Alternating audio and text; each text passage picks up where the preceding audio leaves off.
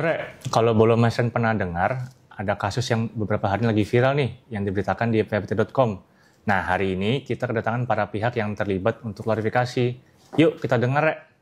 Pertama-tama, saya ucapkan turut berduka cita ya, Mas Koja, atas meninggalnya ayah. Iya Mas Rian, terima kasih. Saya juga udah diberikan kesempatan untuk klarifikasi. Nah, mohon maaf sebelumnya nih, tapi ini kan berita lagi simpang siur ya di media sosial. Nah, saya mau tanya nih, sekalian juga mengklarifikasi. Mbak Oji tahu nggak kalau misalkan calon suamimu ini, si Koja ini sebenarnya udah punya istri. Nah, diduga ini dia ini memalsukan tanda tangan istri pertamanya untuk mengalihkan aset ke dirimu. Enggak Mas, Uji nggak salah apa-apa Mas. Semua salah saya. Saya akan tanggung jawab. Saya akan menghadapi Mami Ebo. Dan juga saya akan minta maaf kepada almarhum bapak saya. Nah, terus gimana nih Jak selanjutnya? Saya juga sudah mendapatkan warisan dari orang tua saya. Jadi saya akan melanjutkan pernikahan kita. Ya kan sayang? Oh, jadi dapat warisan ceritanya nih. Enak dong. Iya Mas. Nah, sudah dialihkan belum nama di sertifikatnya? Jangan sampai kayak masalah yang kayak kemarin lagi, nyusahin semua orang. Belum Mas. Gimana caranya Mas? Wah, sini saya jelasin.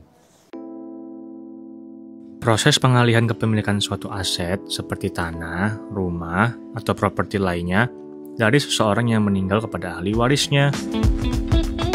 Dalam konteks hukum, pewarisan ini terjadi berdasarkan hukum waris yang berlaku, baik itu hukum waris adat, hukum Islam, atau hukum perdata.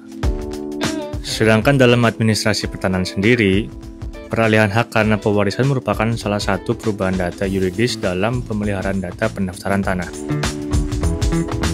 Menurut Kitab Undang-Undang Hukum Perdata, yang berhak menjadi ahli waris ialah keluarga saudara, baik yang sah menurut undang-undang maupun yang di luar perkawinan, dan suami atau istri yang hidup terlama. Surat tanda bukti sebagai ahli waris dapat berupa 1. Wasiat dari pewaris. 2. Putusan pengadilan. 3. Penetapan hakim atau ketua pengadilan. 4. Surat pernyataan ahli waris yang dibuat oleh para ahli waris dengan disaksikan oleh 2 orang saksi dan diketahui oleh kepala desa atau lurah dan camat tempat tinggal pewaris pada waktu meninggal dunia. 5. Akta keterangan hak mewaris dari notaris yang berkedudukan di tempat tinggal pewaris pada waktu meninggal dunia. 6. Surat keterangan waris dari Balai Harta Peninggalan.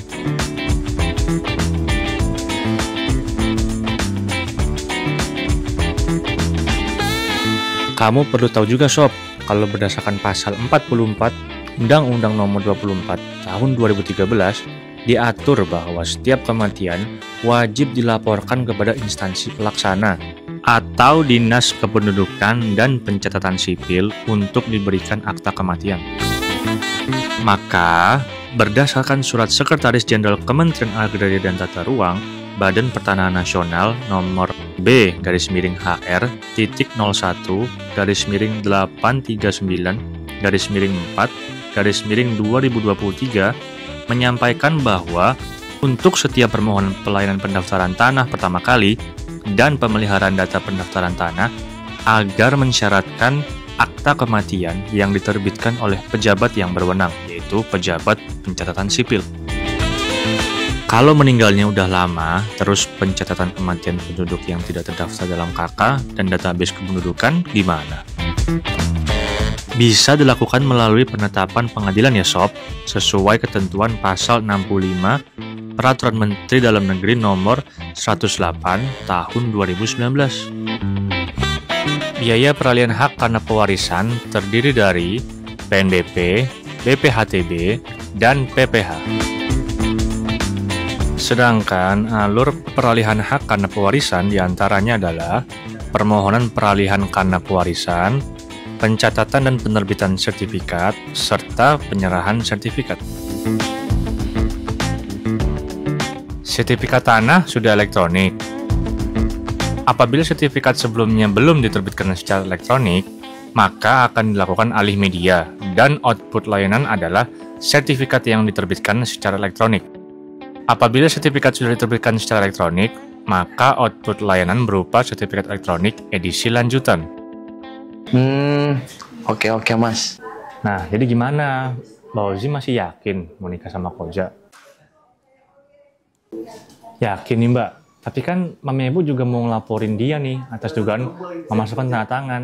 Nah nanti kalau terbukti benar, si Koja masuk penjara loh Mbak. Bisa terseret nanti kamu karena dianggap berkomplot. Ya, aku nggak mau masuk penjara. Nggak jadi deh. Jangan ditinggalin dulu sayang, karena aku masih punya tanah warisan.